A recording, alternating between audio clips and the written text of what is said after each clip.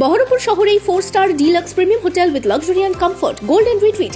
এখানেই জেলার একমাত্র ডিস্কোথেক, আছে রেস্টুরেন্ট, লাউঞ্জ বার, অত্যাধুনিক gym, spa, swimming pool, club মেম্বারশিপের সুযোগ। বহরমপুর শিল্প তালুকে গোল্ডেন রিট্রিট। অধীর চৌধুরী এবার প্রাক্তন হবে, প্রাক্তন সাংসদ হিসাবে ভাষণ দেবেন। বহরমপুরে সাংবাদিক সম্মেলন থেকে এই ভাষাতেই অধীর চৌধুরীকে কটাক্ষ করলেন বিজেপি নেতা শ্রমিক ভট্টাচার্য। অধীর চৌধুরী এবার প্রাক্তন হয়ে যাচ্ছে। এবার যখন উনি বক্তব্য রাখবেন বহরমপুর মানুষের সামনে, তখন কংগ্রেস কর্মীরা বলবেন আমাদের এখানকার প্রাক্তন সাংসদ, প্রাক্তন কেন্দ্রীয় মন্ত্রী অধীর চৌধুরী আপনাদের সামনে বক্তব্য রাখবেন। উন্নয়ন নিয়েও অধীর চৌধুরীকে নিশানা করেন শ্রমিক ভট্টাচার্য। নির্বাচন কমিশনের সেটা দায়িত্ব, যেটা সুস্থ স্বাভাবিক ভয়মুক্ত নির্বাচন উপহার দেওয়া, অবাধ শান্তিপূর্ণ ভোটের কিছুটা হলেও প্রচেষ্টা করা, সেটা করবেন।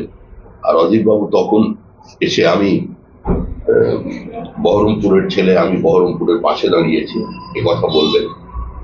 এটা আর মনে হয় মানুষ এবার নেবে না এবং নিচ্ছে না।